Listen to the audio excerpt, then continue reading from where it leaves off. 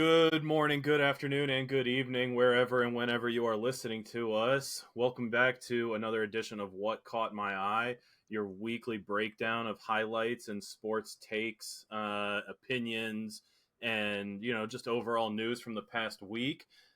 This week, I am your host, Stephen Komlo. I'm here joined by the boy, Stephen Vesci.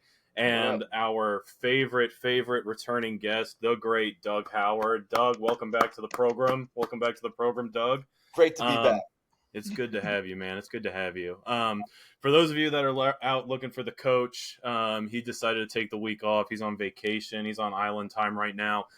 He'll be missed. I'm going to do my best to fill his shoes. Yeah, Jersey Shore. At the Vesci family vacation. Down the shore. You can't spell dysfunctional without fun, am I right? Yep. Just fist pumping the night away, I'm sure. Oh, yeah. Belmar, Avon, Seaside, Point Pleasant. It's the Philly side. It's southern Jersey Shore. Sea Isle. Oh, so it's the dangerous It's where Jason shore. Kelce has his house. Let's not make it sound like Nick is at Jason Kelce's house right now. You never know. That's true. You never know. I did run into Sean Casey one time there. The mayor. Remember Sean Casey crazy. from I remember Sean Casey. Red Sox, and he was a regular on awesome. the DP show. Yeah, he's a great storyteller. He also went to U of R, University of Richmond. Oh, okay. Wow. Go Spiders. I ran into him like 5 years ago. He was wearing an MLB Network shirt, and he was just like, I was like, Sean Casey's like, how you doing, man? It was like, there's no way no one else would have recognized him. He was so happy. Sean Casey. Talked to me for like 30 minutes, and my parents thought it was like someone I knew. They were like, "Oh, who's your friend?" I'm like, Sean Casey. Oh, did he graduate with you? Jeez, what a start! Hot start. So, anyways, Nick unfortunately is not here, so you can expect a couple more rants and tangents and digressions just like that one there. Nick, we miss you. We hope you're having fun. Enjoy your vacation. Back to work next week, buddy. So we're going to dive right in. We're going to go into our top segment, which is what caught our eye over the past week. What stuck out to us the most. This week, we're going to do things a little differently. Usually Nick has a very, very firm grasp on what caught our eye. He gives us the in-depth breakdown, and we all react to it, and you guys love it and interact with the post. It's awesome. This week we're gonna do a little roundtable. So I'll start us off. What caught my eye this week in sports has to be rock climbing in the Olympics. Oh. I don't know if you guys have seen this, but it's absolutely insane what these guys do. They spend 3 minutes walking down the tunnel, getting hooked up to the harnesses, chalking up their hands, and then they're up the wall in 5 seconds, 5-6 seconds. It's insane. If I was a betting man, this would be the sport to watch. You got a 50-50 shot, and you just start ripping picks because it takes them longer to get in and out of the harnesses than it does to do the actual event, and it's just captivating because these guys look like spider monkeys almost to the point where you think that the harness is pulling them up, or if you catch a quick glance at the event, you would think that they're just bear crawling on the ground. Is that the shortest event? That might be one of the shortest events. Oh, it has to be. These guys just rip through it. I don't know the format. I haven't done like a lot of digging into it, but I watched probably about 15 minutes of it today. Probably saw 90 races. But they go so quickly. The races, and it's electric. The fans are right there. It's almost like it's like you're sitting orchestra at like a Jiffy Lube concert. Like you're right there. Is it in the track stadium or like the pool? Like where is it? I honestly couldn't get a feel for where it was. It's probably close to the track stadium because I'm not kidding. They set up a whole stage. And the slab, that's what they call it, the slab is up on a stage, and people are just, like, right up to it. And the cameras are right there. The audience engagement is off the charts. People are going nuts. You can see the coaches. And these guys come out, and, like, you can tell they put their foot on, like, the starting pedal, and then they get the other, like, 3 points of contact on the slab. And the horn goes, and it's just... all the way up real quick. I think like we saw today. Me and my buddies, we saw the American set an Olympic record. He got down. We were all jazzed, like, yeah, this is great, awesome. And then he's probably off stage now, texting his parents, like, yeah, set a world record, go me. And the very next race, new Olympic record. Really? Yes, it was insane.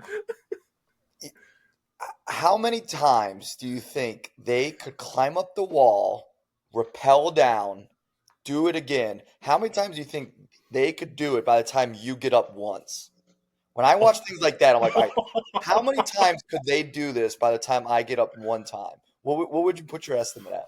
So I feel like that's one of the things with Olympics where the pros make it look so easy.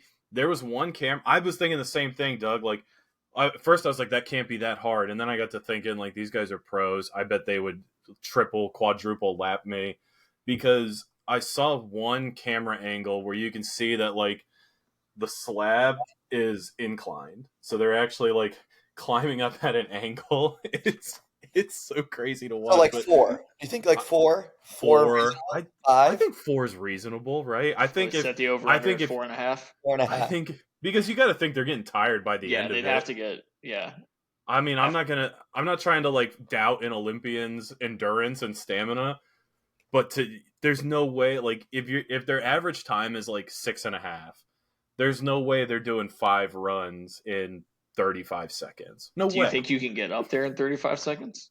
That's the question. It's what is your climbing skills? Because they don't have to. They don't. Yeah. Are we talking Stephen Komlo now, or like prime Stephen Komlo? Like, now, that was probably like 12 years ago. He sits on the couch watching the Olympics. You have a eating chips, going. I can do that. Yeah, it's a bad look for me because if anyone that's watching can see I'm clearly drinking a Coca-Cola while I'm doing this, so there's just no shot. Oh, these guys are that good. I think it takes me like minute and a half. What do you think, Doug? How long is it taking you to get up that slab? Well, as someone who's scared of heights, oh no, the over/under might be a little bit higher. Not due to my athleticism. Just it once would be a success for me. Yeah, I've also never artificially climbed rock. I can't do anything that has like flexibility required with it. I can't do it. Like if I had to it doesn't look like that's the case where you have to like lift your leg over something else. It looks like you can get up there without it. Yeah. But if that was the case, I don't think I'd make it up. Yep. Yeah, that's it. Yeah, so that's what caught my eye, and it was literally like I saw it today, and man, I just couldn't stop watching it. It was a struggle to get on the work grind today, that's for sure. All right, so that's what caught my eye. Doug, let's hear what you got. I'm gonna mute while my dogs bark. Go ahead, Doug. Yeah, two just minor things that caught my eye. One, I don't know if everyone saw the coaches poll for the preseason of college football just came out, and some interesting rankings that caught my eye. Ole Miss being 6th highest ranking preseason I've ever seen them at. I think they're good in their history. Notre Dame being at 7, interesting, and Missouri almost cracking the top 10 and 11.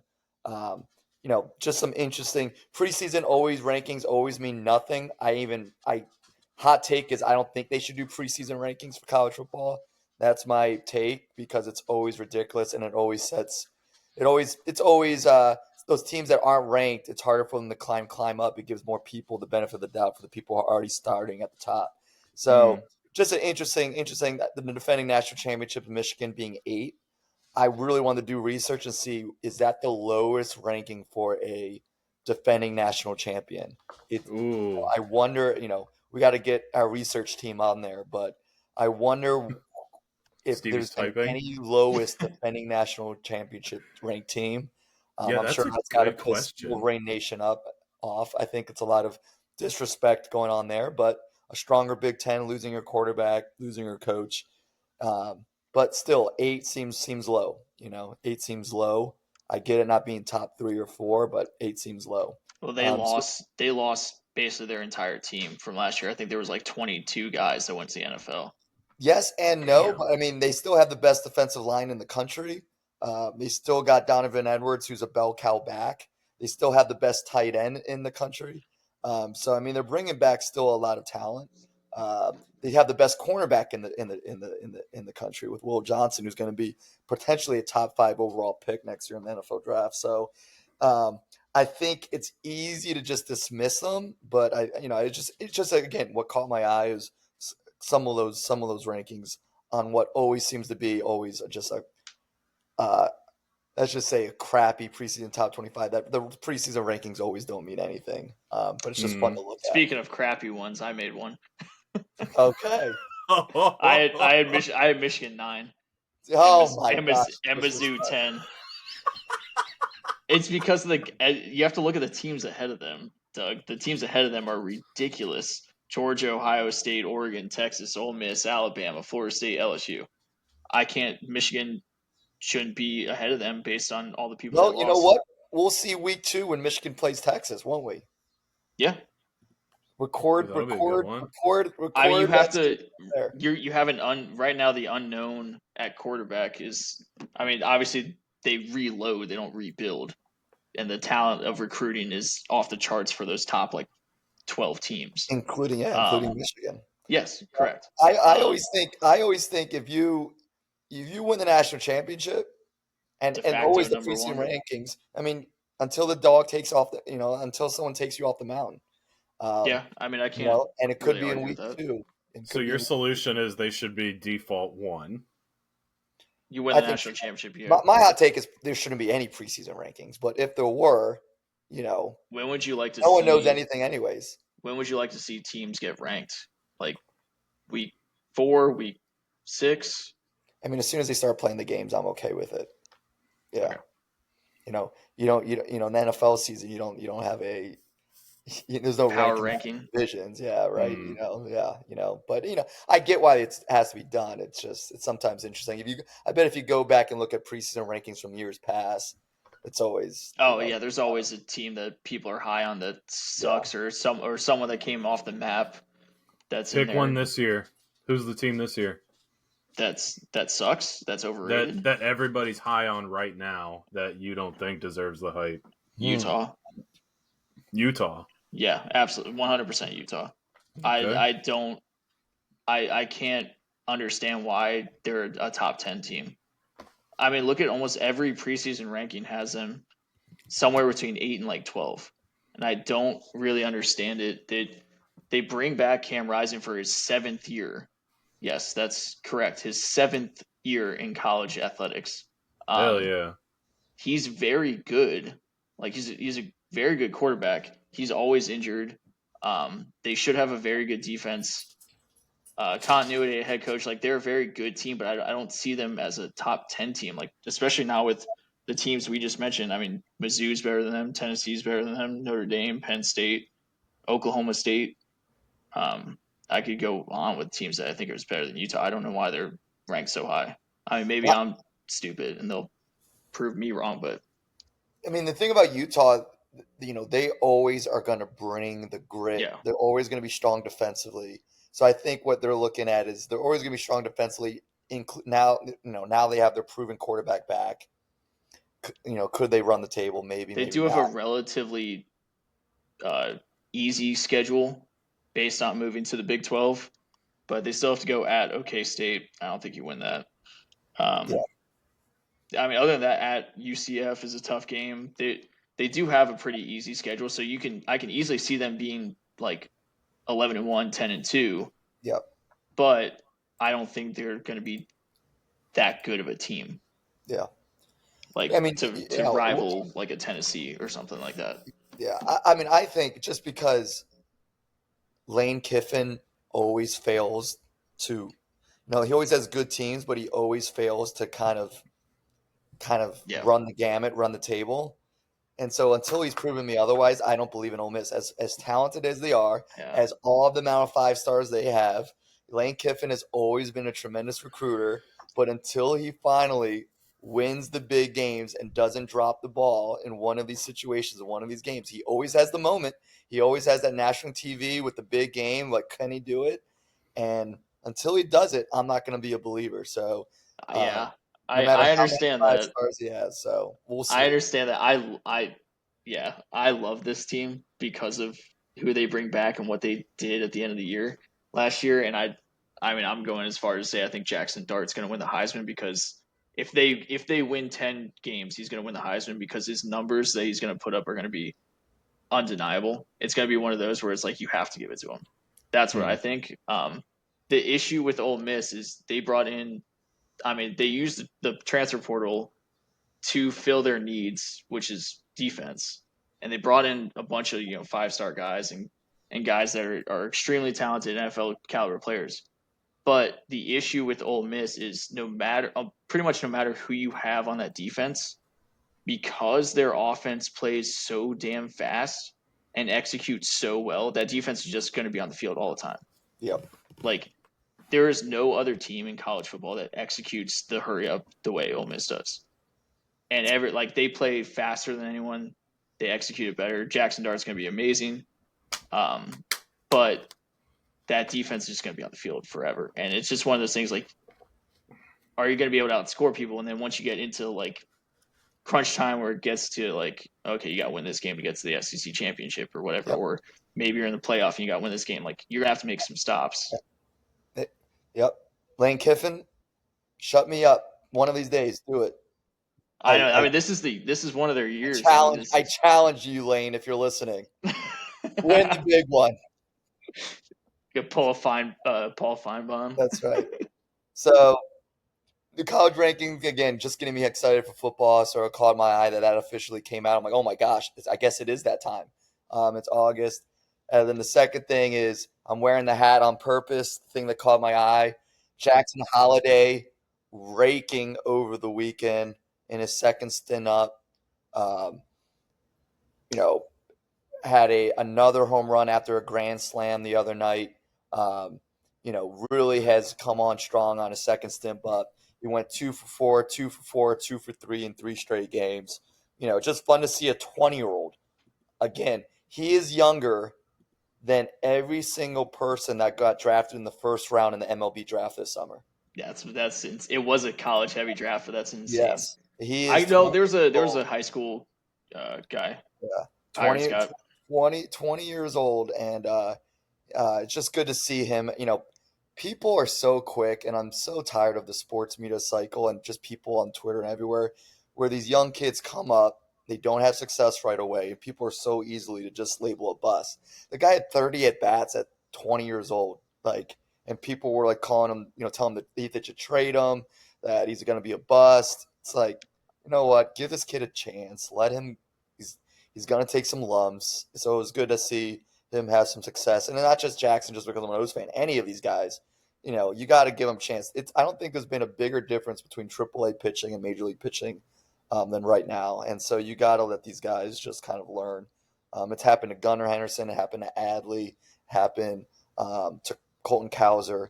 The first stint up right now and across the league it's going to take some time to adjust. And I think as sports fans, we all should be resistant to label in any sport these young guys just bust right off the bat and give them some time to work them things out. Especially in baseball. I mean, that's the biggest sport where, like, how many sports do you see a guy get drafted, first overall or in the first round, and he spends a year or two in the minors?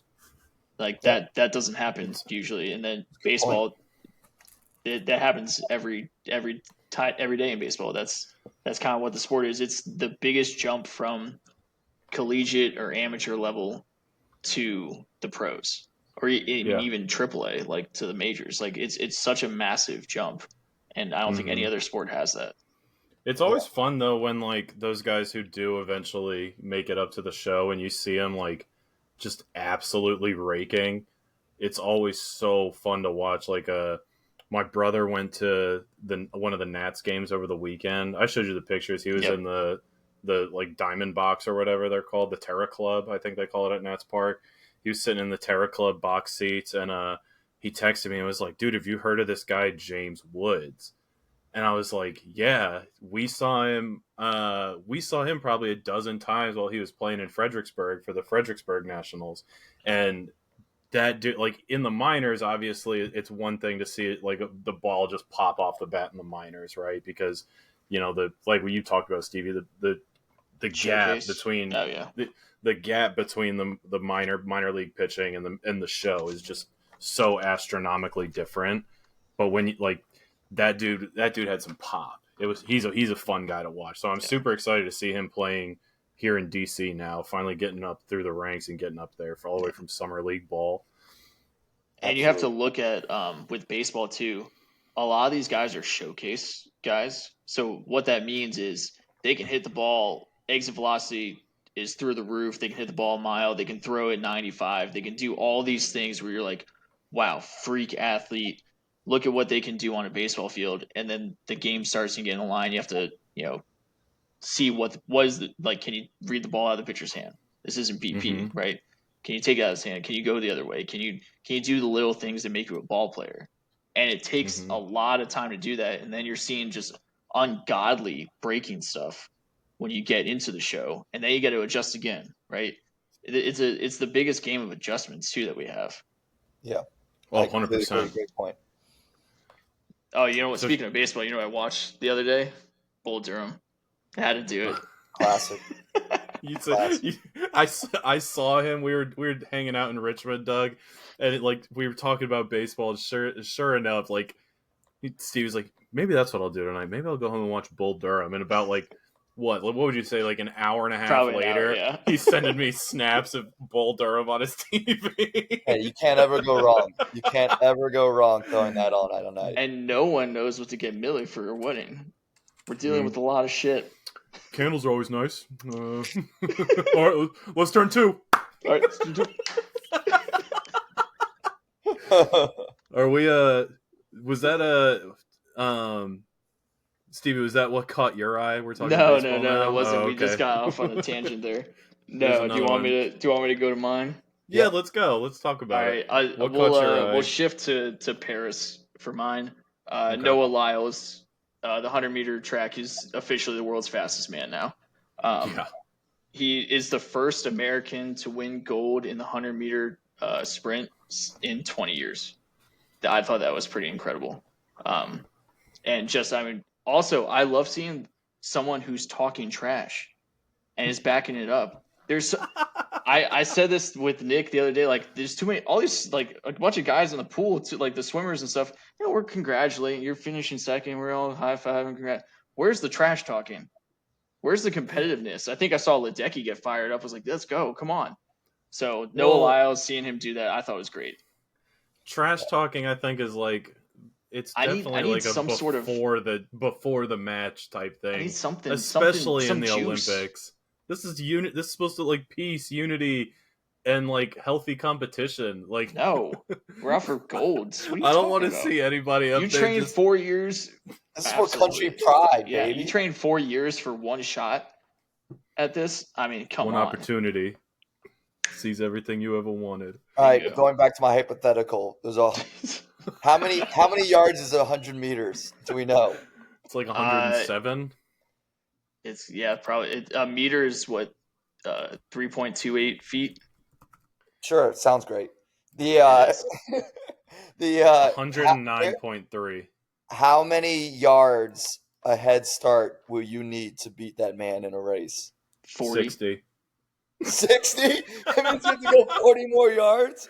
Oh my gosh. Again, if we're talking prime Komlo, 12 years ago, it's 40, maybe 35. Now? 40. Now? I think 40 is stretching Move me too. up. God, I'm thinking about this. So that closing speed. I would have to go 60 more yards. Dude, I don't know if 40 is enough. I'm sorry, boy. I'm sorry, Steven. You might need a little bit more than 40. I'm not very much credit. I'm not very fast straight line either. I might need 50. Yeah, that's just ridiculous when you think about it. If we can go around the bend, maybe. That's how fast this man is. Well, I think what I liked most about his race is that I think we've all been in a situation where to get across that line, you stretch out, right?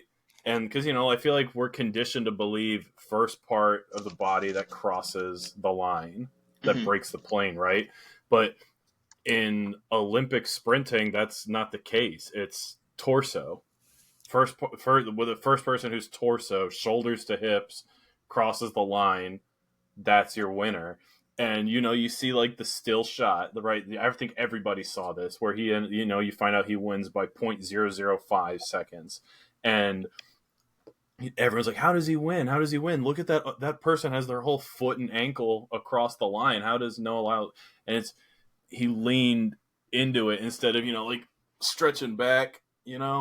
I thought that was something I learned. I had no idea. Like, to me, I was sitting there like, what do you mean that guy won? Are you kidding me? Like, look how awkward he looks. But yeah, I thought that was pretty cool. That's a good one. Noah Lyles, huh? Yeah, that was pretty impressive. Okay. Well, that's a good one. I like that one. We're going to get back to the Olympics here a little later on, but I think we're going to shake things up now. We're going to talk baseball, right? Shake and bake. We're going to talk baseball now. So our baseball segment is brought to you by Bobo's Fine Chicken. Okay, Bobo's in baseball. There's nothing better. If you're down in Virginia Beach, go and see Bobo. Go to Bobo's Fine Chicken on Shore Drive near Chicks Beach for some locally sourced chicken and some home-style seasonal sides. Grab some on your way to the ball game or to the beach. Bobo's in baseball, ain't nothing better. I had the pleasure of trying some when I went down to visit Nick. There isn't a thing that Bobo doesn't do well, right? Breakfast biscuit on point. Home fries on point. Made a donut on point. I need 60 yards to beat Noah Lyles on point. Yeah, you're gonna be sitting back eating some Bobos, in a chicken biscuit and a donut, going, oh, I could do that. Oh, look at this guy. Come on, you gotta be better than that. Yeah, right. What an idiot! Like, it's so hard. So Stevie, we moved up baseball because you said you had some baseball stuff you wanted to talk, I do have some right? baseball stuff. Well, you have to start. The first thing is Blake Snell throwing a no-hitter. I think that needs to be the first thing. You want to talk guys that talk crap too? Love it. Did you see him explode? I think on Twitter afterwards. That dude blew up. They said I couldn't go the distance. They said I couldn't shove 9. They said I couldn't shove 8. What's hilarious about that is that every single person was correct before that night. He couldn't go the distance. He couldn't throw 9. He couldn't do any of that. Maybe he just didn't want to. Just because an athlete does it doesn't mean that all the people that said it before wasn't right at that time. Right? Exactly. It's always like it's a funny thing that people always make. It's like, yeah, see, I told you guys you were wrong. It's like, actually, we were right for about 8 years. So, like, I don't think we were wrong. Yeah, for someone of his caliber pitching to never get to the 9th inning before, to never go the distance, is pretty remarkable. There's a reason why people kept saying it, because he's 5. Never had a need to. He's 5 innings, 6 tops every time. I mean, he might be the hottest pitcher on the planet though, because the game before he threw the no-hitter, he threw again 5 innings, but he struck out 15. Yeah. Like, when he's on, he's got the stuff. Yeah. He's got the stuff. He's a boomer bust where he'll strike you out and he works long at bats with it because he tries to paint around the edges. He'll walk you. It's never quick at bats when you're facing Blake, which is why he can never go the distance, which is why he's a 5 and 6 guy. So he doesn't really work quick. So it was good to see him get it done. Actually, one of the pitchers I thought maybe the O's would get at the trade deadline. So wouldn't that have been something? That would have been something. But yeah, it was good. It was good to see him for sure. Going the distance. Yeah, that was impressive. Always incredible when someone throws a no-hitter. Yes. Next, another guy making history pretty much every night, Shohei Ohtani. He has another 30 years, so 30 home runs, 30 stolen bases. What can he do? It's going to be interesting to see him pitch next year. I think we're all excited for that. Choose good friends to manage his money. Yeah, that's true. That's a good point. That's what he can't do. Mm-hmm. Sorry. Yeah, I mean, you're going to shell out. You want a guy that does it all. Yep. All right, next one. Bobby Witt Jr., probably my favorite young player right now. He has 20 home runs, 20 stolen bases, 3 years in a row to start his career, which is the first time in history that someone has done that.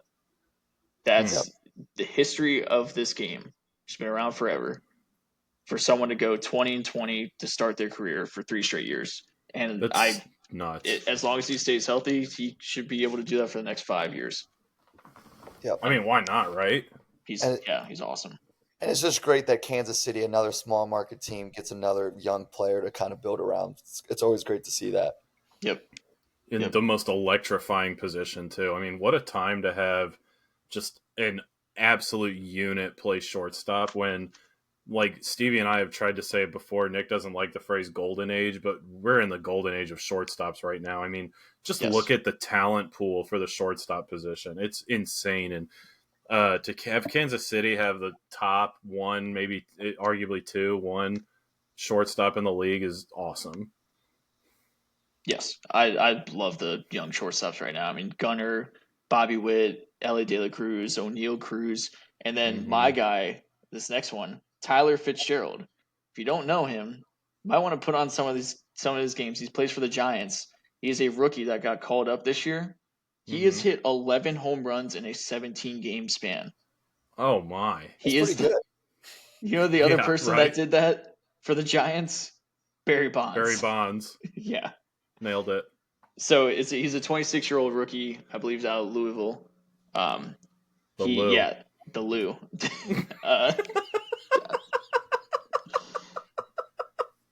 Yeah. Yeah, so that's based on my baseball to start. You talk about some small market teams. The AL Central, I looked up because I'm like, okay, I like watching the Royals. I'm a big fan of what the Guardians are doing. Minnesota Twins are right there, quietly. Yeah. No one's talking about them at all.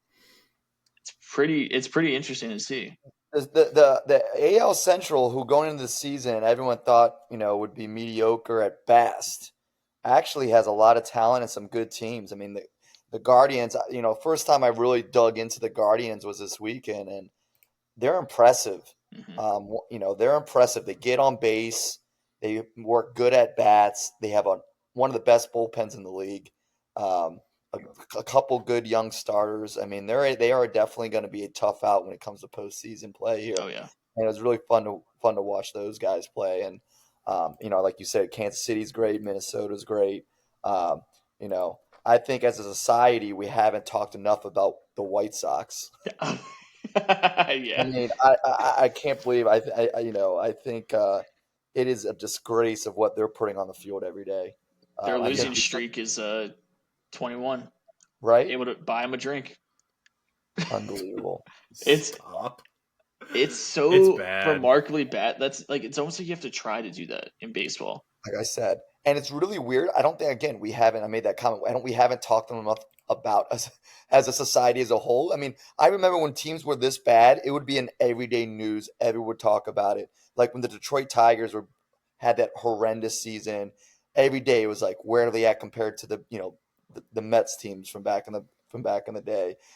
White Sox, they're kind of doing it and kind of sliding under the radar. AL Central, man. I don't like it. I think they need to be more embarrassed, from the national media. They have 88 losses. I'm not trying to make excuses for them because it's inexcusable.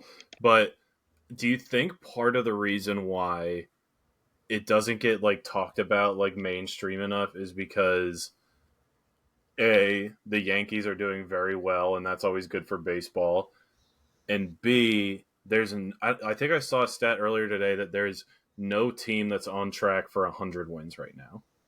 Correct. Yeah. There's, I think, I don't think any team is on track to hit a 600. We're 600. Yeah. Log jammed in the best win total right now is 67. It's Baltimore, New York, Cleveland, Philadelphia. Philadelphia's got 66, and Philadelphia's been playing horrendous as of late. Yeah. And even LA Dodgers, they're 66. I feel like that has to be and again, not to make excuses because I think it's inexcusable. You call yourself a professional team and to just put that just flaming pile of puke on the field night after night. And just it's awful to look at. I mean, I'm right there with you, Doug. just disgusting, and it's not talked about enough. But I think that there's other storylines that like maybe are like a little sexier, right? I mean, Aaron Judge Well, having a career year, that's probably going to generate more clicks than the Chicago White Sox and dumpster fire. I think you're right, but also this thing called the Olympics is probably helping them too. That's also Oh, a yeah. very good That's point. a good point. Yeah. A lot of people probably forgot that the Little League World Series is going on because of the Olympics. Because no one wants to Some might watch say that might be the only reason. No one wants to watch that trash. Oh my Don't god. call kids trash. They play their hearts out. Yeah, come on, man. You get to find out what their favorite Gatorade flavors are. Like We're every gonna now and spread then you that misinformation. Steven thinks kids youth league players are trash. Write it down. Yeah. That's what people are gonna They take. wouldn't be able to handle my shit. Legendary podcaster Stephen Vesci thinks watching Little Leaguers are trash. Legendary podcaster. Oh no. That's yeah. the biggest lie in that headline. Famous WVU alum. That's right. That's right. That's gonna be the first line of your Wikipedia page. Yeah. Hey, Most known for his Good disdain for Little League World Series. you're just I mean, just be glad Nick's not on this. He'd be rifling off some choice words. I'm sure. And seamless transition, and we're back. Sorry about the technical difficulties. It's crazy. I don't understand it, but here we are. So, anyways, we were talking about how much Steven loves the Little League World Series. But anyway, so yeah, I think outside of the Olympics, right? I think that like how good is it for baseball to have the Yankees in such a powerful spot, and like it makes me so mad. And Doug, I'm sure you feel the same way, is that like we finally have just a really good product on the field in Baltimore. We have multiple all-stars. We have guys that are just playing out of their minds. Our talent pool is being called up at will to just hit nukes. And just the Yankees are right there win for win with us. Yeah, it makes it fun. They're the evil empire, so Mm-hmm. it makes it even that much more sweeter when we beat them, which we do. We hold the tiebreaker, and yeah, it's gonna. The thing about the Yankees is I just don't trust their starting pitching staff and then the bottom of their lineup. So, it's gonna be interesting. But yes, I think it's good for the league in terms of getting eyeballs. Especially with the type of home run hitters that they have in their lineup, always makes things interesting. So I think it's gonna be a great postseason. I think MLB postseason is one of the best postseason in sports. And I think this year is not going to be any different. Yeah. No, I 100% agree. Stevie, anything you want to talk about else in regards to baseball? Yankees, Orioles, otherwise? Otherwise. And the such as? Pittsburgh Pirates, you have to win when Skeens is on the mound. You're four back of the wild card. Mm-hmm. Yeah, 4 back of the wild card. You're gonna run out of games soon. You have to win when he's on the mound. You have 3 stud pitchers. Need those games. Win 3 out of 5, and you're fine. But man, you can't have him leave the game up 4-1 and blow it. Yep. It's happening constantly. What was and there's a guy. I was gonna say he was like 100 pitches through 5 innings, and gave up 1 run. I think. Yeah, I mean he's that good to. I think he may have gone through 6, but he's that good to where even if he's not on, he's going to give you a game to where like you're still in it. You still have a chance to win. And you just have to win it to blow it again. Their bullpen keeps blowing these leads. They just kind of shit the bed. But a guy that came back against him with the Diamondbacks, Jock Peterson, is hot. That's a name we haven't heard in a while. Yeah, he had a go-ahead 3-run shot. That name. He had a go-ahead 3-run shot, and then followed up the next night, hit another go-ahead home run. He's a clutch hitter. He's got 18 on the year, so he's not coming out of nowhere. We just don't pay attention because the Diamondbacks weren't playing very well, and now they're back. So watch out for them if they get hot. I mean, this team went to the World Series last year. Yeah, so that's fair. You want to keep them out of the postseason if you're LA and San Diego. Do you have stat sheets in front of you right now for No. baseball? Oh, okay. No, because I meant to ask you while we were talking shortstops. I haven't checked on Ellie De La Cruz because I think last time I brought him up, he was on track for like what was it like a 80 and 40 or something like that. Let me get what he did. I think he had a ridiculous game the other day. He may have stole like 4 bags and hit like a double and a home run. Yeah, He's did you ever pretty watch that ridiculous. did you ever watch that John Boy video I was telling you about where he like did a deep dive into Ellie De La Cruz and like broke down like opportunities to steal versus like attempts and versus like successful thing. It's insane. Like the stats and like videos that John Boy over there at John Boy Media went through to like get this ridiculous like stat line. But it's a fun watch. If you ever get a chance, you should go check it out. So to update you on his stats on the year, he's got 20 home runs. He's got 58 stolen bases. He has more stolen bases than he does RBI. Oh my god. So what was the thing you were looking at 40-80? Stolen bases and home runs. Because I think he was going to be the first player to steal 80 bags and hit 40 home runs. He's not getting to, I doubt he's getting to 40. I mean, he's not even close to being on pace for that. He's probably going to get, he might get 30. And he's definitely, I feel like he's going to steal 80 though.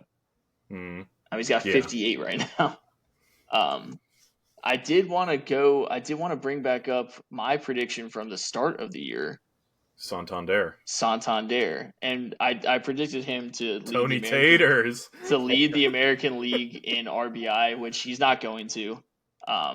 However, Santander is right now he is 8th in RBI in the American League, so that's pretty damn good. And he's second in home runs, solo second in home runs in the American League. So I feel like that prediction was pretty good. I mean, it's really hard to make a baseball prediction and be completely spot on. Yeah, so I feel pretty good about that one. I'm gonna toot my own horn for that one. It's tough that like for him at least, it's tough for him. Good for the O's, but it's tough for him that he's been splitting reps. Right? There's just so much talent in that pool that if anyone slumps or gets a little cold, you can swap them out. Right? Swap them out before their confidence gets shot. Right? Colton Cowser's had an awesome year. So with the Orioles, though, with all the swapping, they've gone through a lot of like bringing people down to AAA, bringing them back up, trying to mix and match a little bit. Mm-hmm. I think it's hurting their defense. Like you might be able to work your way hitting wise, but there's been some miscommunication out there defensively for a long time now, and I think it's because the lack of continuity in the outfield. That's fair. Yeah, it's actually been happening more on the infield. Our infield with Colby Mail at 22, 23, Gunner's still 23-ish years old, Holiday getting brought up, Westberg's young. We've definitely had a lot of hiccups this past week and a half, 2 weeks. Even Ramon Urias, not playing every day, he's had some bad plays out there. It's been a bad week.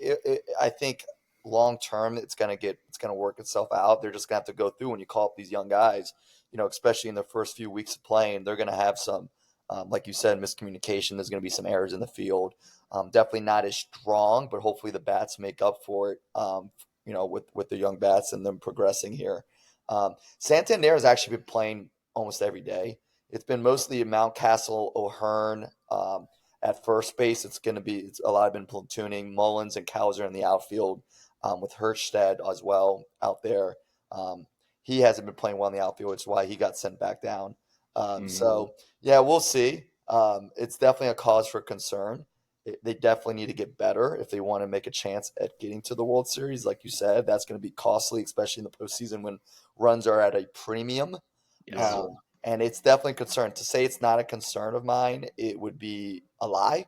And it's just hopefully it works itself out. And, they got another month, 2 months to figure it out. And we'll see. I think if you look around the league, every team has a little bit of a flaw. And I think right now that's the O's flaw, right now, and how much their strengths can overcome it. We'll see. Yeah, how much fun is it though this year where you just said every team has a flaw. We Yeah. haven't had that Yep. previously. It's been like, oh, Dodgers are so good, Braves are so good. Like Mm-hmm.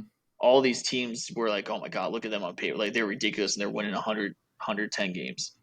This year we don't have that, and it's pretty fun. Everything's wide open. Yeah, and It's I making it so fun to watch. Like every division is so close. Yes. There's no shortage of good baseball to watch down the stretch here. and I think what also caused that, I think this year too, is this year and last year a little bit, but this year especially, the trade deadline, um, big pieces weren't getting moved. No. People weren't just off. Even the Rangers 6 games back were not giving up all their good starting pitching to the Dodgers, Yankees, and Red Sox. In years past that has happened where basically the teams clean up for everyone just offloading. I think that third wild card team makes less sellers.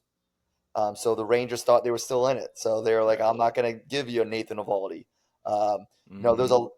causing that third wild card. Everyone still feels like they're in it when they didn't move the trade deadline back, which I think they should now with the third wild card team, so that people now can make a better case that, all right, I want to sell players to make that deadline a little bit more fun and entertaining. But you don't get that. So not many big pieces are moved. I mean, you can make a case that Eflin was the biggest starting pitcher that got moved. I mean, and he's like a third guy max on a contending team. So you really didn't see any of those rich teams kind of just load up this year. So that's where it Yeah, goes back to your point. I think Every we team has a thought, flaw, kind of. yeah, I think we all were waiting for Crochet or Scooble to go. Yep. And it was like, where are they going? Where's the big blockbuster trade? And it just never happened. Yep. And I the couldn't. prices for these guys were through Much. the roof. And it was like that's why actually I really loved what the Guardians did, because they got two people. They got two people to address needs, and they didn't give up prospects. So they didn't Mhm. overpay for anything. Correct. And That was fun to watch too. But I think Doug, to your point, to pushing the deadline back. I think you could argue that right now, there's no way the MLB regrets having the deadline where it is, because everything is just wide open, right? No team became an organ donor. You have small market teams that are still in it. I think the Orioles getting Eloy Jimenez out of Chicago was huge. That's awesome. But I think you have so many people that still think that they're in the race, that is it trade day a little anticlimactic for most teams, probably. But I think down the stretch, I think we're the viewers are the beneficiary, because it's just everyone has flaws. There's no one on track for 100 wins right now. It's fun to watch, man. I could put on any game and I feel like I'm it's good baseball, big picture baseball. Yep. I Yep. like that. Anything else before we wrap up with baseball, gentlemen? Okay. sock some dingers. Yeah, I'm Big Al and I like dingers. That's going to do it for our baseball segment. Again, brought to you by Bobo's Fine Chicken in Virginia Beach. Come visit them on Shore Drive near Chicks Beach for breakfast, lunch, dinner. Monday through Saturday, Bobo's and baseball. Ain't nothing better. Ain't nothing better. So, Stevie, you said you wanted to talk about... Whoa. You said you wanted to talk about some college football stuff, right? I do. I want to do so. Hopefully, over the next 4 weeks, 3 weeks, as we move Mm-hmm. towards the season opener, I'm going to be able to do a breakdown of each conference. Sure. So I'm going to start Big 12. We'll go ACC next week, Big 10, and we'll finish up with SEC. But the Big Big 12, baby. 12, what I love about the Big 12 is that it is completely the wild, wild west. There's no top tier team, because of Texas and Oklahoma leaving to the SEC. So these other conferences, Ohio State, Oregon, Michigan, the Big 10, Georgia, Alabama, Texas, you can go on with the Sure. SEC. But the Big 12 doesn't really have this top tier level teams, but they have a bunch of teams that are right there, right there below it. And there's probably 6 or 7 teams that legitimately think they can win the Big 12 conference. I don't think any other conference is like that, even though people say our goal is to win the Big 10 or the SEC or ACC or whatever. realistically, there's like 2 or 3 teams in each conference. The Big 12 has probably 6 or 7. And I go down Oklahoma State, Kansas State, Utah, Arizona, Kansas, West Virginia. Iowa State thinks they can win it. You could throw those 7 teams in, maybe even UCF. They are a great rushing team.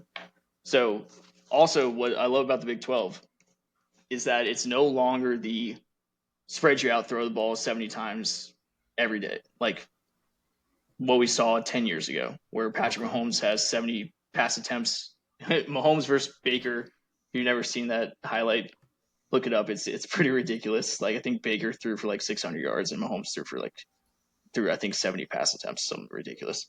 But the Big 12 is a running conference. And it's the best running conference, and I don't think it's close. And it's something that we usually think of Big 10 and SEC as the running conferences. But the Big 12, when we go through the Power 4 conference rushing leaders from last year, the number 1 Power 4 conference rushing leader, and this is yards per game, West Virginia. Number 2, UCF. Number 3, Cincinnati. Number 4, Kansas. The top 4 teams are Big 12. And then we had Tennessee, LSU at 5 and 6. Number 7, Kansas State. Another Big 12 team. 8, Georgia Tech. 9, Boston College. And 10, UCLA. Is that run dominance like expected? Like, is that consistent over the years? Like, or was like, do you think last year was kind of an anomaly? That is becoming the trend for the Big 12 because of the backs they have. So things become cyclical, right? I mean, they threw the ball constantly. So teams started getting faster DBs. They started gearing up for passing and all these different things. So now the field is spread out so much. Well, you can run right up the gut and get 5 yards in cloud dust. Yeah, and 5 yards in a cloud of dust, not 3. Like that's what is ridiculous about the Big 12. I'm pretty sure every one of those Big 12 teams that I mentioned brings back their rushing leaders as well. And that also didn't mention Oklahoma State, who had the Doak Walker award-winning player, which is that's the award for the best running back in the nation. Ollie Gordon II. Okay. So breaking down the Big 12, basically, he said flexing the WVU shirt. Yes. Media has predicted West Virginia, I think, finished 6th or 7th. I think West Virginia is the 3rd best team. Like I said, there's 3 or 4 teams that you could really like jumble in there as like who's 3, 4, 5, 6. Sure. It's going to come down to like your breaks, like your schedule, how healthy you stay, all that. So starting with Oklahoma State, though, I think they're the favorite. For some reason, I've seen media polls put them as 3. They went to the Big 12 championship last year. They got blown out by Texas, but they still went to the Big 12 championship last year. They returned their entire offense. That includes the Doak Walker Award winner. That includes a quarterback who's in his 7th year, another 7th-year starter. A receiver, Brendan Presley, who's dynamic. Their entire offensive line is back. Their defense, they returned their middle linebacker, Nick Martin, who is one of the best middle linebackers in the country. Dog. I don't know why they're not getting talked about enough. They seem like they're the team to beat in the Big 12. I have them winning the Big 12 and going to the CFP. There you go. Number 2, Utah. We talked about them before. Cam Rising, they're going to be gritty and tough. They have a favorable schedule. Could easily win 10 games and get into 10 or 11 games, get into the Big 12 championship. Arizona brings back Noah Fafita, who is one of the best young quarterbacks in the nation. We only got to see him play about 9 games last year, but he was a star. They also have a receiver who is all world. He's going to be a first-round pick, 6'5", receiver who's absolutely dominant. They did lose their coach to Washington, though. So that's why I don't have Arizona as high as I want them to be, like as other people want them to be. So losing the head coach, there's usually a setback there. Then we'll go with Kansas. Okay. Kansas is a dark horse contender for the college football playoff. They have Jalen Daniels, who's one of the most dynamic quarterbacks in the country. He needs to stay healthy. He's had a back issue that has really bothered him over the last couple of years. If he stays healthy, they might have the best offense in the Big 12. Absolutely dynamic. They bring back Devin Neal, who's their running back. He's an absolute stud. They will run the football. They'll get after you. Coach Leopold is one of the best coaches in the country. What he's done with Kansas and making them relevant and competitive, and now getting them to the next level, it's pretty impressive. Really like Kansas. And then the next team, Kansas State, always a tough team. They do have – this is a team that the media really likes. I think they picked them to win the Big 12. It starts up front with Kansas State. They lose Cooper Beebe, who was probably the best left guard in the country last year. He was a first-round pick. They have to replace him, but they kind of always reload in that offensive line. Then they piece together. They brought in a transfer from Colorado as a running back. They bring their starting running back back. They're going to run the football. They bring back Avery Johnson. So this is their X factor. Their quarterback, Avery Johnson. He not the ex Dallas Maverick guard. Got it. No, no. Thanks, Doug. Jack of all trades. Yeah, Jack. All the listeners out there, let's clear it up. Yeah, let's clear that one. But Avery Johnson might be the most athletic quarterback in this conference. He's only a sophomore. We only got to see him a couple of times last year.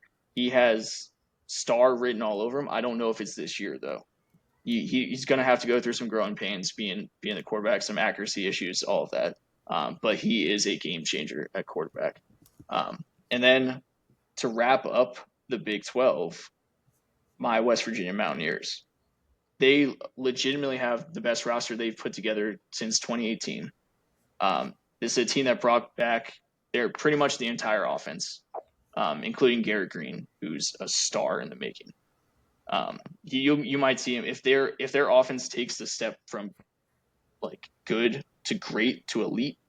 You might see Green in some Heisman stuff if this team can win 10 games. The issue with West Virginia is the schedule. It's brutal. To open up with Penn State, and then they go Oklahoma State, Kansas State at home, Kansas at home, at Arizona. So all those teams I mentioned that have a chance to win the Big 12, West Virginia has to play. It's a pretty difficult gauntlet they have to run through, but they run the football extremely well. The left tackle, Wyatt Milam, he's going to be a first-round pick. He's a top 3 tackle in the country. I think you look at Will Campbell at LSU, and then Milam's probably right up there after Will Campbell. They'll get after you on the offensive line, and that's what I love about this team is that they're built through the trenches, and they're going to continue to build through the trenches. C.J. Donaldson at running back is 6'1", 240, and then they bring back Jaheim White, who was a freshman All-American, who averaged 7.7 yards per carry last year. He is extremely dynamic. They're looking at him like this might be the reincarnation of Pat White, Steve Slayton with Green and White. Like that's how good these guys are. So this offense can be, if they can be elite, if Green can complete 60% of his passes instead of 53, it really takes them to the next level. It's just the schedule for West Virginia. So realistically, looking at the Big 12, I'd probably say Oklahoma State, Utah, based on schedules and based on talent, is that who that's pretty much who you're going to see in the Big 12 title. But it's college football. That what's great is that anything can happen. People step up, like a guy off the bench that you have no idea who was, like comes in, or a freshman comes in that you have no idea who he was. Like West Virginia with Jaheim White, there's no one thought that guy was going to get playing time last year. He's now a star. So, and I'll give you one name to look at for West Virginia that's underrated. That I'll probably mention him again when Nick's here because Nick loves these type of players. Sure. He's a former walk-on. He's from Martinsburg, West Virginia. He's a receiver, redshirt sophomore this year. Name's Hudson Clement. He is a football player. Every time the game is online, he's going to make a play. He's the one that made the play against Houston last year to go ahead with 12 seconds left, which they ultimately blew on a Hail Mary. But He also made a play against Baylor late in the game, a play against UNC in the game. Like, he is, anytime the game's tight, he's going to make a play. He's just a football player, and I think he's going to have a great year this year. Hudson Clement. Yep, receiver out of Martinsburg. Write it down. Well, that's a good breakdown, boy. I like Appreciate that. it. So, if you had to put a number on it, what's the over/under for WVU wins this year?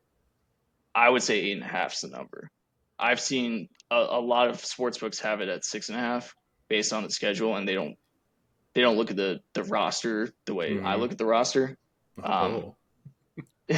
West Virginia colored glasses on, you mean? Yeah. With blue and gold. Looking at it. Dude's got WVU boxers on. Yeah, they don't see West Virginia like I do. Oh yeah? No shit. Thanks, Doug.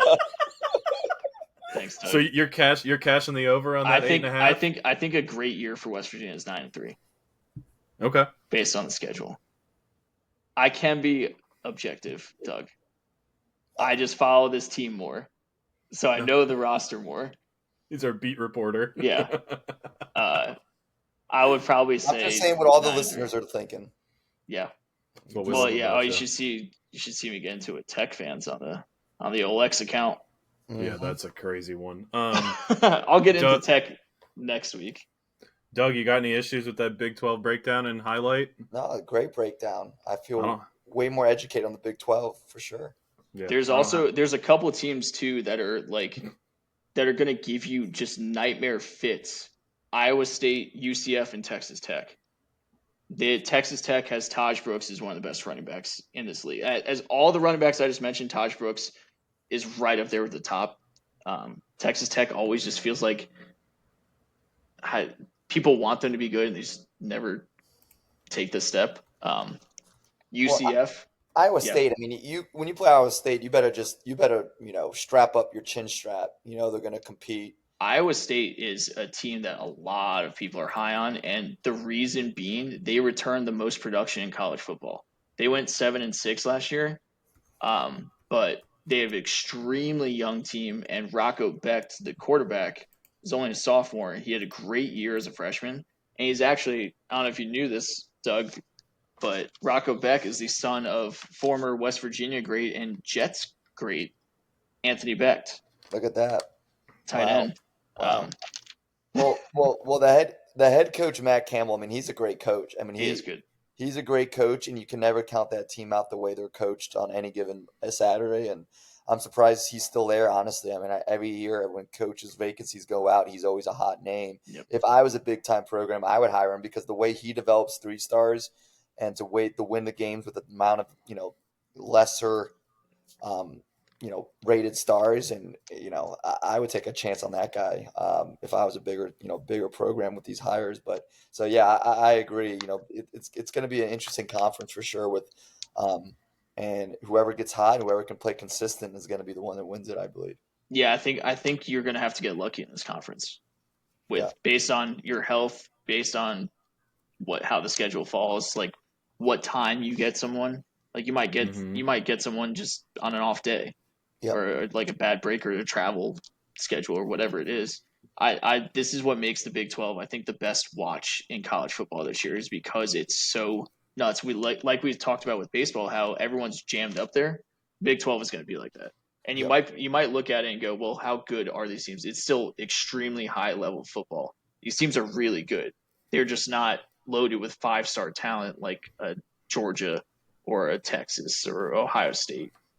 So I'm going to be glued in mostly because of my Mountaineers, but just it's going to be a fun season to watch, and you're going to watch a lot of great running backs. I think that's the big takeaway for me with the Big 12 is the running backs. You can just go down a list of these guys, and it's pretty incredible. I don't think there's any conference close to them in running ability. Nice. Right. Cool. Little throwback football. Let's go. Love it. Little highlight there. I love it. Good breakdown, boy. Thank you. That's going to take us on to our Mimosa Minute, brought to you by Main & Co. Main & Co., the creators of the Modern Mimosa, as a woman-owned company. Maine & Co. is committed to promoting excellence in women's athletics. Follow them on Instagram at Maine & Co. or at Maine.co, and visit them at mainsip.com to keep up with new products and promotions. We've been kind of highlighting and teasing some of the new products that they have coming out this summer. So with our Mimosa Minute, we usually like to take a few minutes and almost like what we do with our top segment, right? Pick out something in women's athletics that really caught our eye, that really stuck out to us. So I'm going to go ahead and kick us off if you guys don't mind. I'm going to keep away from the Olympics for now. Of course, there's obviously no shortage of phenomenal women athletes in the Olympics right now. I mean, it's world-class talent. Instead, I'm going to go ahead and I'm going to take us over to the LPGA. I'm a big golf guy. You love your I love LPGA. golf. I do, man. I really, really do. And at the beginning of the year, we thought we were just going to see just the Nelly Corda train just run station to station to station. She's kind of gotten a little quiet on us. She's still earning that money. She's still making cuts. But I'm going to take us over to the LPGA, and we're going to talk about the Portland Classic that was played this past weekend at the Columbia Edgewater McCann course. And I'm going to highlight an American who finished T2, Angel Yin. I caught a little bit of the round this weekend.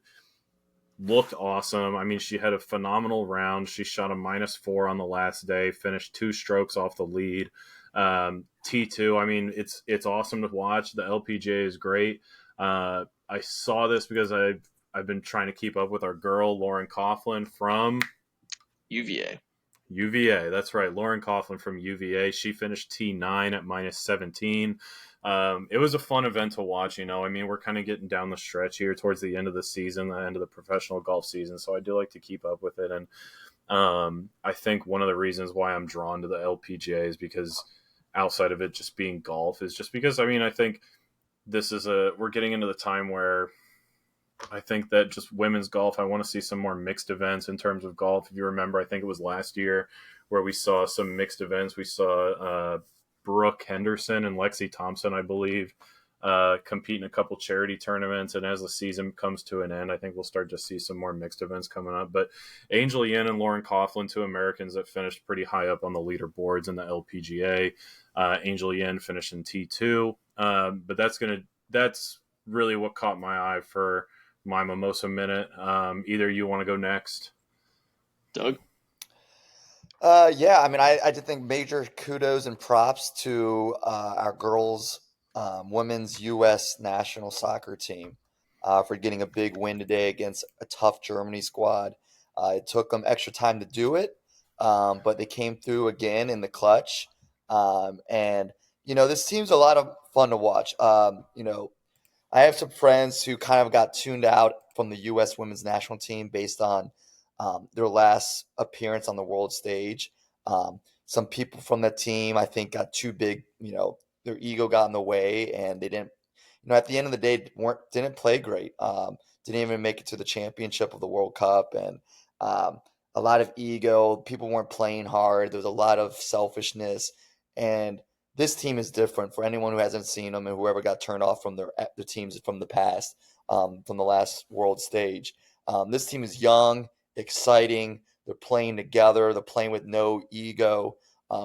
They call them the Trident of Rodman, Sophia Smith, and I'm blanking on her name. Is it Swanson? Swanson. They call them the Trident. All 3 of them now have 3 goals apiece. And they are young. They are super skilled, super athletic. A lot of fun to watch. Another great golden night today, and hopefully they can get the gold. It's their first. It is their first championship at the Olympics since 2012 in London. Oh, wow. So great to see them. Shout out to them. Hopefully they can get it done against Brazil in the finals. Love it.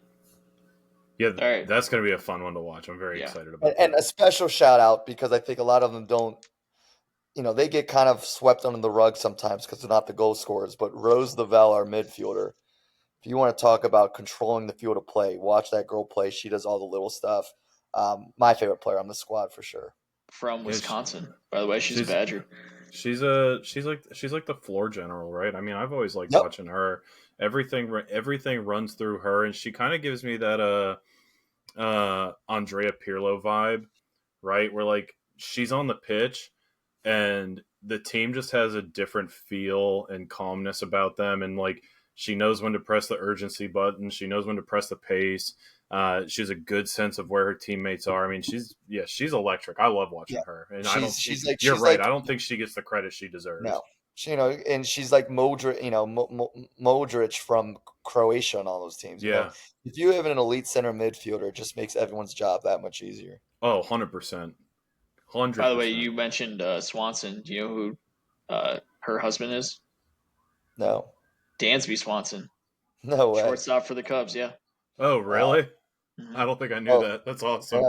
And it's great to see her. She's recovered from. She was out all last year. She had a torn patella tendon. Just to see her come back from that injury and do so well has been great. And we obviously know who Trinity Rodman's dad is. Yeah. Yeah. Yeah, I think that's an easy one to guess, So, right? but yep, exactly. Dennis Rodman. So Scottie Pippen. no, It's a good one. but yeah. So that's my mimosa minute. Right on. Thank you. All right, Stevie, what do you got? So sticking with the Olympics, Okay. I'm going cycling. Kristen Oh. Faulkner. I watched this race happen, and I'm watching. So she's down. She was in third, and basically made her move and sprinted to the end. And the other two, like, they just gave up. And I was shocked that she got off to such a start. Like, I guess not start, but just like kicked into high gear. That the other two cyclists kind of looked at her, tried to keep up, and said, she's gonna win. So we'll just fight for second and third," which surprised me. But this Kristen Faulkner comes from Alaska, goes to New York to be a venture capitalist, takes a beginner's cycling class in Central Park 7 years ago, Jesus. says, you know what, I like this. I'm good at this. I'm going to move to California to train full time, and then wins a gold. That's awesome. I mean, It's like- what a freaking story. I mean, it's kind of like some like Forrest Gump stuff, right? Like Yeah. I just kept running. I just kept running. That's kind of That's crazy. Like, I didn't know that. It's like how like I mean, it's pretty amazing to find this like hidden talent that you have, like to go do that and to not even be like an avid cyclist, to take a beginning cyclist class and be like, oh yeah, I like it. All right, I think I have a passion for this. Yeah. I could be an Olympic gold medalist in 7 years. I'm just gonna compete on the highest stage possible for my sport now. That's great. And dominate. Yeah. I want to know Dominate. what like. I was thinking about this earlier. Like, I want to know what the odds were for her, like going into that race, and That's to a see, good like, one. man, that would have been fun. Making a movie now. Right? Yeah. Oh, 100%. I'd watch it. Yeah, I would. Hell yeah, I would. That's Hell a good yeah. one. Yep. That's all I got. Yep. Last one, real quick. Nick threw this on the list. Nick gave me a couple of topics to talk about. So, last one. Did anyone watch U.S. women's fencing? No. No? It was our first. Of course, Nick was. Yeah, of course he glued in. does, right? But this was America's first gold medal in fencing, as a matter of fact. Oh, wow. Yeah, so I think that's pretty cool. That's really all. The only note he put on there was U.S. women's fencing first team gold in the U.S. in fencing ever. So it was the team fencing event, not individuals. I'd imagine there's an individual for fencing. There's just so many sports, man, and like the way that they do Olympics now, which we're going to get into here in a second. Let me stop real quick. Let me do another quick sponsor read, and then we're going to get into the Olympics. So that's going to do it for our Mimosa Minute. Again, don't forget to go check them out at mainsip.com or visit them on Instagram at main.co. Main & Co. They are the creators of the Mimosa Minute, championing women's athletics since 2020. Okay, so we've been teasing it all episode. We've been talking about it, beating around the bush about it, and leading up to it. Let's talk Olympics, boys. What have we been watching? What are the stories we like? and we're gonna little bleed into our favorites. But like right now, I think what I want to do is I want to talk about just maybe some things that we've watched that have really stuck out to us that maybe not everybody's watched, or just something that's so electric. Obviously, basketball, soccer, those are the big ones, I think. For me, Gymnastics and swimming are the gymnastics and swimming are something we've always, I think our generation in particular, has paid attention to since Phelps and the Nastia Luke and Sean Johnson gymnastics team back in Beijing. the Beijing. That's it. That's the B I was looking for. Thank you. So what do we see that we like? What I do we mean, see that we like in the I Olympics? think we've talked about some different events that we've seen, but for me, just in general, maybe it's the old man in me, but I'm getting emotional, man. I get emotional watching their reaction to winning or to knowing, looking up at the score and seeing that they like got gold, or when they win a big semifinal match. And Mm-hmm. um, just seeing, knowing as a, obviously former athlete myself, and knowing probably all of the things they have put their bodies through, and the discipline and the commitment and the adversity that they've had to get there, to see it to come to fruition and Yeah. see that just emotion. I, I get choked up watching, and it's maybe it's my old age in me, but it's I'm surprised of what it does sometimes. And seeing Scotty Scheffler, Yes. cry during the national anthem, I mean, that's what it's about, man. And that's what, How that's great that's was what that like I want picture, by more the of it. way? It's okay to love your country. It is Mm-hmm. okay, no matter what some people try to say. It's great to love your country, and it's great to get emotional when you do something for your country.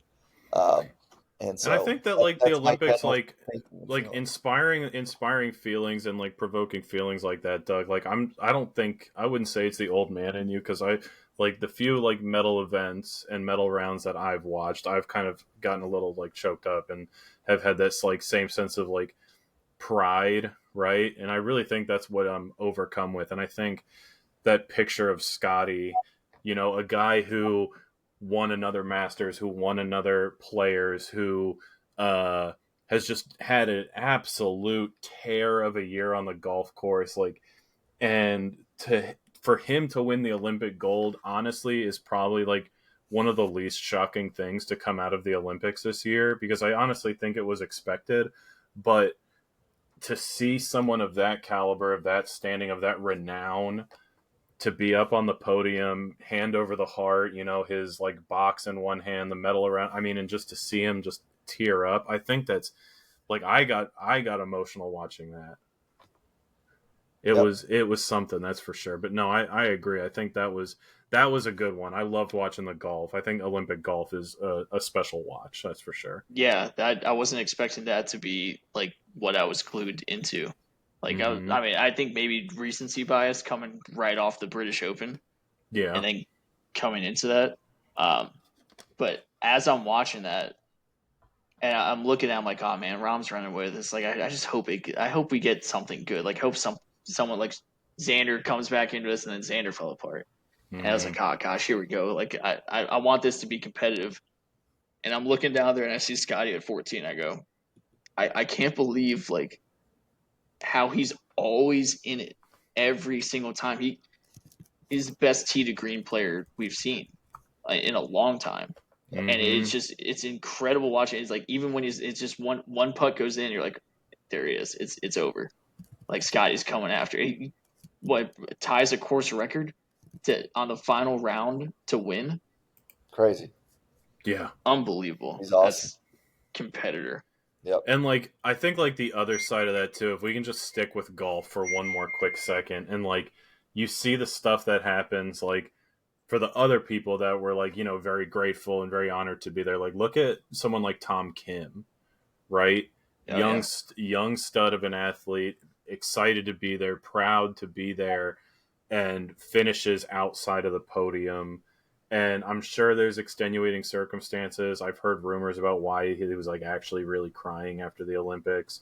There's internet rumors going around about him and like mandatory military service and things like that. But I think like, like part of that also has to be, like the expectation for yourself to, get there and perform, and in a sport that can be as frustrating and difficult to remain consistent in as golf, like, like something like that. I think it registers with me.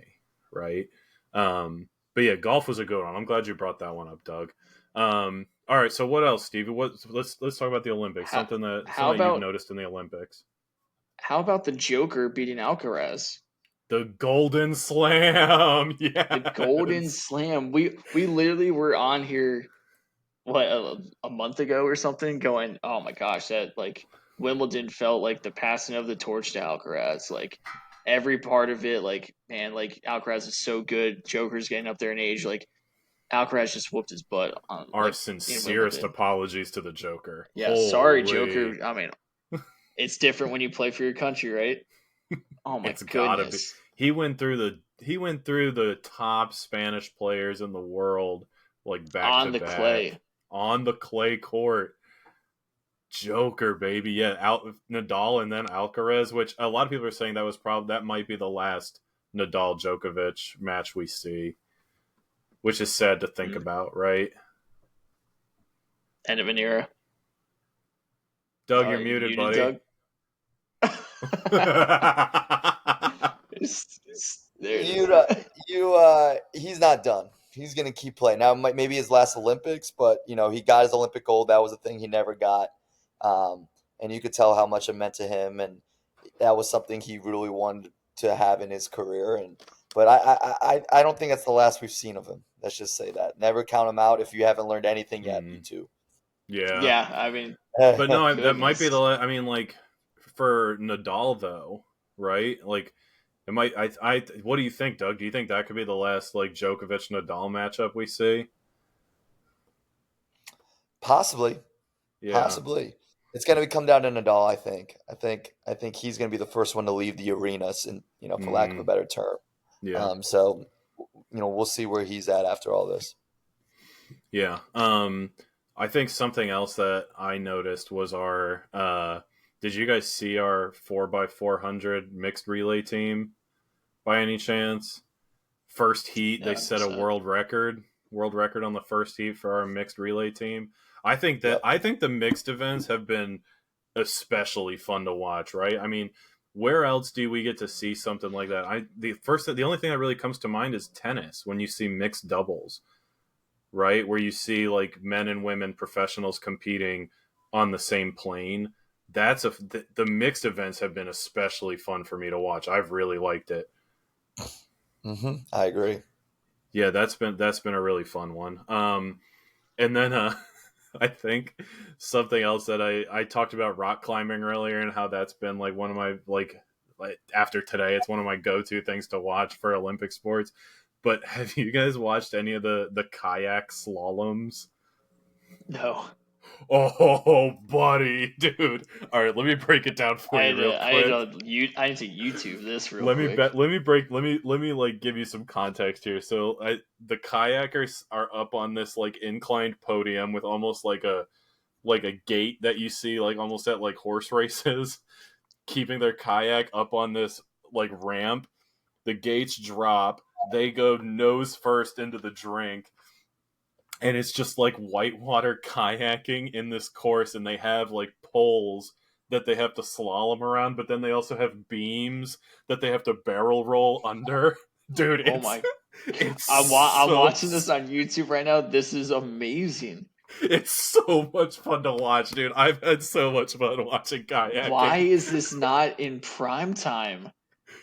Oh, Are you yeah, kidding me? You have to check it out, dude. The kayak slalom. Oh, it's electric. It's absolutely electric to watch. Yeah, if you're listening, do a quick YouTube search on kayak cross, I believe is what it's called. Oh my god! I mean, it is like dropping in, like right. It's like a 10-foot drop. Yeah, and they get after it. And it's like there are some instances where you get some contact too. Oh yeah, his These barrel guys, roll is underneath this. Yeah, your line be damned. I'm gonna get my line. Like, dude, hell yeah. So Is there anything else that you guys want to highlight in the Olympics before we jump into our favorites list for the Yeah, I'll give evening? you a quick bonus one. Yes, here we 'Cause go. I love it. I'm here for it, buddy. so at the Naval Academy, Navy football, um, Navy defensive end. I apologize for his first name, Shane LaFond. I don't know how to pronounce his first name, but he learned that his sister, Thea LaFond, won a gold medal at practice. Yep. So the coach calls him out and is like, "Hey, LaFond, come over here." He's like, "Your sister just won a gold medal." Dominican athlete for triple jump. It's great. Oh, Yeah, I hell thought that was yeah. really cool. And I've Yeah, I seen a saw lot of people are like, "You couldn't pause 15 minutes for him to watch." Like, this is the Naval Academy in football practice at Yes. Division I level. Like, Every, stop. Everything about their lives is organized and scheduled, and Yes. damn if we're gonna miss that schedule by a I minute. thought it was an awesome moment to call him out and say, "Your sister just won a gold medal," and all of them jumped on him. It was Back so on the cool. sled. Now back on the sled. Yeah. Ladders, LaFond, move. That's a good one. I like that. I haven't seen that. But that is a good one. And I think that's kind of like what makes one of the things that makes like Olympic watching in like a different time zone. Obviously in 2028, we'll all probably be more or less watching the same things because it'll be in LA in 2028. But like when it's in Beijing or when it's in Tokyo or when it's in France, the time delay makes it so difficult for everyone to watch at the same time that different people are always catching different things, but the competition is so good. Like never in my life would I thought I'd be watching Olympic rock climbing or Olympic kayak slalom. But I am, and I'm here for it. Like, right, our country has athletes in it. I'm there I want to support them. I want to take that pride and watch our athletes, and I also want to, like, one of the goals of the show is to learn something new. So it'd be a disservice of me to not go out of my way to try and learn something new, or maybe find an appreciation for something new. So that's going to bring us into our favorites list. And our favorites list is our final segment of the week. It's brought to you by One Legacy Title and Escrow in Jacksonville, Florida. Visit them at onelegacyflorida.com to see how they can help you with your next closing. One Legacy Title and Escrow, because your legacy matters. So, boys, favorites list. We're going to keep it on brand. Favorite things that we've liked to watch in the Olympics so far. Okay, favorite things in the Olympics. I'm gonna. If you got one of you wants to go first, I'll let you go. If you want me to go first, I'll go. But let's have a nice like Knights of the Round Table moment here. Anyone want to volunteer? Okay, Nope. I'm going first. Okay, so it feels like you want this one. No, I'm maybe a little bit. So my favorites list, honorable mention. I'm going rowing. I'm going kayak slalom in the honorable mention slot. I shouldn't be a shock given the Wait, rant I just went on. rowing or kayak slalom? Both? Well, I guess Those both of honorable them. mentions? Like it's two honorable mentions. Let's just give it to it. Let's just do both. honorable Okay. mentions. I got to do an You Keep don't honorable your like list mention, to Doug. 5. Make it tough. Well, so I mean, so it was tough, but like honorable mention, they're not on the 5, are they? So number 5, tennis. Per Doug's request. Number 5 is tennis. It's one of the major sports at the Olympics. I've always enjoyed watching tennis. When it's on, it's on. And anytime Djokovic makes a big run, it makes for electric watching. And that's really what I'm here for when it comes to like out of country sports. I like watching the electric ones, right? So tennis at number 5. Number 4, I'm going rugby sevens. Yes. Rugby sevens in the 7 hole. Supreme guilty pleasure of mine, dating back to pre-Olympics. Last summer we went to a rugby sevens tournament up in Navy Yard. We were there for like 8 hours. It was so much fun. So I got to watch a good amount of rugby sevens this year. Rugby sevens at the 4 hole. Number 3, it's been ingrained in me since Phelps won 7. I'm going with swimming. I don't care what event. I don't care whether it's men's or women's. Swimming is always a fun watch for me. Because I think outside of like a casual backstroke or doggy paddle, that's not something I could ever do, and I have a good appreciation for it. So swimming at number 3. Number 2, golf. anytime Scotty Scheffler and the world's best, like it's essentially just another PGA weekend, but I think with a little higher stakes, in my opinion. The golf was a lot of fun to watch. I thought that was a really good track for Olympic golf, where you can go out and get birdies, right? Scotty Scheffler could go out and shoot a 62 on a Sunday, which I think is so much fun because it leaves it wide open for anyone to come in and make a name for themselves. And then number one, I'm going to throw it back to the beginning of the show. I'm going rock climbing at 1, boys. I got to put rock climbing up at the 1 seed because that was just so much fun to watch. So that's my list. I'll hang up and listen. Let you two decide who goes next. I'll go next. We'll save Doug for last. So I also have an honorable mention, Doug. Sorry about it. My honorable mention. Mine is golf. I think it was just fresh off of the British Open, the high level competition. I know these players. I thought it was just so much fun, but being recent to the Olympics, that's why I kept it as an honorable mention. Number 5, get right to it. Water polo, men's and women's. It is such a crazy sport. It's also an easy sport to understand. You got to put the ball in the net. It's a very easy sport to understand. You look at it, you go, okay, but the just grueling nature of that sport and watching these guys tread and they get taken down and then have to make passes. I mean, it's the ultimate fake a pass to make a pass, right? Yep. And then just rifle one in there. So I love water polo. Number 4, Komlo, I'm with you, rugby sevens. Especially watching the women's team this year. Yes. Oh my God. That run to get the bronze, incredible. Put any of those women on first and goal, and they're punching it in. Ran right through her face. It was prime Mike Allstott. That's what it felt like. It was incredible. So, rugby sevens, and then number 3, a sport that I love, but we don't get to see it anymore. It's not really on TV. It's not necessarily a sport you're tuning into too much. Volleyball. Volleyball is a fantastic sport. It needs to be on TV more. It is so much fun, whether it's the beach volleyball or indoor volleyball.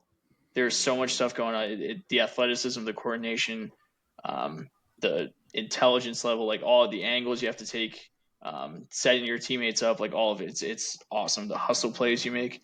Big fan of volleyball. That's a good one. Number 2, probably the most electric 10 seconds, the 100-meter sprint. I just think there's so much just geared up. It's fun. It's short attention span, 10 seconds, right? Just watch this race and you go, oh my God, look at this. It so much fun. Noah Lyles taking it for us. 100-meter, now that Usain Bolt's out, you actually have some close competition. 5/1000ths of a second close. Yes. Number 1, the 4x100 medley relay for swimming.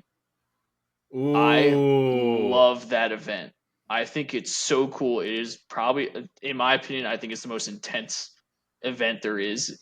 You are going balls to the wall, all out for your 100-meter. That you're either the breaststroke, all the backstroke, all just the freestyle, everything. Just getting after it for your 100 meters and then pass on to your teammate.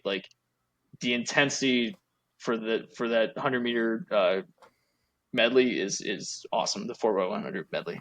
So that was the event where we got that picture perfect of shot of Phelps yes. Right? Yep. That was that event. That's always a good event to watch. Good list. I like that list, boy. All right, I'll hang up and listen. Yeah, bring us home, Doug. Great list, and very similar to mine. In a lot of ways. Just a few differences is 5. I had water polo. I mean, they kill each other in the water, and all doing it by literally not touching the bottom. It is crazy. I still don't even believe it. The amount of cardiovascular skills that they have to have playing that sport. When I'm watching, no, they're not. They're not just treading water this whole time, right? No chance. It's bonkers. Like that's a sport that again I look at and go, yeah, I don't know if I could do that. Like literally just physically, if I trained even, I don't know if I could do it. Mm-hmm. So that is just a great sport to watch. Again, like you said, easy to understand, and it's fast paced. The shot clock is awesome. I mean, cool sport. For rowing, something about it is just deeply just satisfying and peaceful to watch those canoes, whatever you want to call it, those Mm-hmm. rowboats just glide against the water, everyone working in unison. There's something just consciously that just is very, it's like a fidget spinner. It just soothes the soul when you watch it. Um, so love that. All the events in it's fun to watch. It's usually tight at the end. Um, Three, I love in general international soccer. Um, Mm-hmm. and I like so number three is the women's soccer because they actually get to field their country's best team, unlike the men's where it's under 23. So I'll say women's soccer just because it's basically another World Cup. That's how serious they treat it. That's how all the best players are playing in it. So love watching that. It also helps that we're actually good at it. Hell Um, yeah, it does. and then two, Steven, you hit it, the boy hit it. Any type of relay, but especially relay swimming. Whenever you have the medley and it's, every person has to pull their own weight. You see where your team's at. So when you jump in the pool, you try to make a comeback. It's exhilarating. It's awesome. Sign me up for any type of relay. Any type of relay. It could be backyard games, relay races. Sign me up. I'm fully invested in any type of relay race. Uh, there's a goat. There's also the person that's kind of slipping. Like it's great. I love everything about any type of relay race. So That has to be definitely like miss. one of the more like underrated like team events, right? Because like after your leg, it's just totally out of your hands. You just got to trust that your teammates can get it done. You know what I Yep, mean? Like you have no more influence on it once you come out of the pool or once you run your stretch. Yeah, the relays are sick. it's great, great. And number one, drum roll. You don't have the drum roll queued up there, Komlo? I thought it felt more authentic to drum on the desk. I I thought it appreciate it. felt more. All right, hold on. Here we go. Number one, ping pong. Oh damn! Damn it. Fuck. The ping pong. If you guys watch ping pong, you guys Ping- see how crazy it is. It is Yes. bonkers. It is crazy. The Yeah. types, especially the ones where it's like it goes on for days, it seems like you're Mm-hmm. holding your breath. You're holding your breath. You're in awe. I went down a YouTube rabbit hole where I was just watching Olympic ping pong for like an hour last night. And Dude, I don't think I was able to sleep for like another hour afterwards. It was unbelievable. And it's a thing. So some people hate it because it's a sport you can literally play in your garage. But I think that's what makes it even better. It's Mm-hmm. Yeah, like it's like it's like golf, right? maybe I should pull out my ping pong table and see if I can do this. Like Yeah, it's let's it's like it's right clear all there. the I boxes literally off it have and it in my play. shed. Yeah, clear all the boxes off of I my haven't thought parents' about ping playing pong ping table. pong in 6 months, but now I want to play it like every day watching these guys. It's So also crazy how like some of those like I've seen a lot of clips. I kind of felt I didn't fall down a rabbit hole, but I think like ping pong got worked into my algorithm to where like I was seeing like only videos of like Olympic ping pong where dudes were like sneaking shots from underneath the table. So like they would wait for the ball to fall and then hit it with backspin. And so when the ball comes up, the guy on the other side of the table has no idea that there's backspin on it. And they're just sitting there waiting for it, and they get totally punked, like as the ball shoots back the other way. Pulling the string. it's unbelievable. Uh, Yeah, it's I say it in kind of jest, but like it is exhilarating when it comes on, and I don't change the channel. I'm like, oh, we're strapped in now. we're not going anywhere till this match Yeah, is over. yeah. So, is it a stretch to maybe call them world class athletes? Sure. Is it a stretch to say maybe it shouldn't be in the Olympics because you can play in your garage? Sure. But gosh dang, if it comes on, I'm watching. Mm, Hey, if love you're it. making it to that level, It's a you're a good list, freak. Doug. No matter what the sport is, you're a freak. Yeah. I mean, think about Mm-hmm. like the shots are insane. I played against someone who was like a former tennis player that was playing ping pong, and he was making like I consider myself pretty damn good at ping pong, and the shots he was hitting out, I got worked. Like I beat his Yeah. buddy who was pretty good. I beat his buddy, and I was like, okay, like I'm feeling good. And then this Yeah. guy Who's came in. next? Who's next? This guy beat me 3 straight times, like 21 to like 10, and I was like, I've never been that low. And Like, it is, and you're right. But I think the other part, the reason why I kind of like it takes me right back to the battles in like college freshman dorm, where you spend like an hour, you're both getting sweaty, putting beers on the line. Like it just takes me back to a good time. That's awesome. Yeah. It's a great list, Doug. Good shout out to the ping pong community. So that's going to do it for our favorite segment, sponsored by One Legacy Title and Escrow in Jacksonville, Florida. Follow them on Instagram at One Legacy Florida and visit them at onelegacyflorida.com to learn more about the importance and role of title inspection in your next house closing. One Legacy Title and Escrow, because your legacy matters. All right. That's going to do it. Final thoughts, gentlemen, before we close out. next week we got ACC preview, and as we inch closer to college football season. There we go. We're inching closer. Doug, anything from you, sir? Go USA. Go USA. Oh, medal count. Wait, there's still medal count. Medal count. Okay, yeah. So right now in the Olympics, medal count. USA, 24 golds, 31 silvers, 31 bronze, total of 86. China, 22 gold, 21 silver, 16 bronze, total of 59. Australia. I would say France would be next. I would go by the totals. Yes. Okay. So then France is next. 13 gold, 16 silver, 19 bronze, 48. Great Britain's right behind them. It's 12 gold, 15 silver, 19 bronze, 46. And then Australia, 14 gold, 12 silver, 9 bronze, total 35. So USA clearly ahead in the medal count here. USA.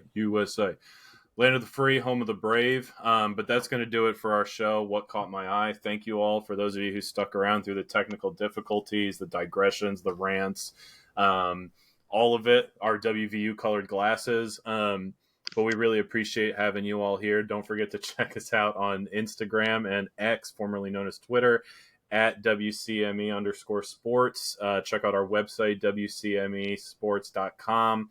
And, give us a follow, interact with the YouTube video, interact with the Spotify video or Spotify podcast video, whatever you want to call it. We usually put out a poll question on our Spotify episode, so we'd love to hear from you, get some fan engagement. There has been some talks about some merch coming soon, stickers, koozies, nothing, little things like that, nothing crazy big. So reach out to us. Maybe we'll send some swag your way. Everyone loves swag, stuff we all get.